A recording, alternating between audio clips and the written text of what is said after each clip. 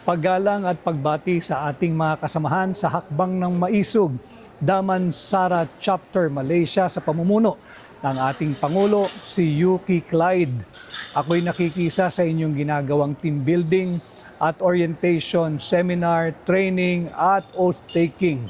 Welcome to Hakbang ng Maisog at maraming salamat sa inyong pakikisa sa ating layunin na humihingi ng transparency, accountability, peace and security sa pamumuno at pamamahala dito sa ating gobyerno sa Pilipinas. Ganon din, nakikisa kayo sa ating patuloy na panawagan to respect, uphold, and defend our Constitution. Alam kong alam ninyo ang mga nagaganap dito sa ating bansa.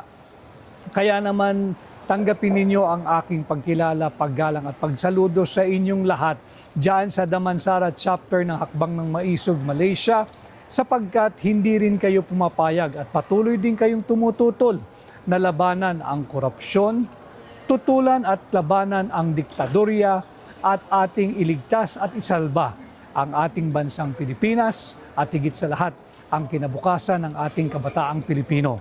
Muli, ang aking paggalang, pagkilala at pagbati, congratulations and welcome to Hakbang ng Maisog. Ako muli ang iyong kaibigan, Attorney Vic Rodriguez, Pilipino, abogado at katulad ninyo, Maisog.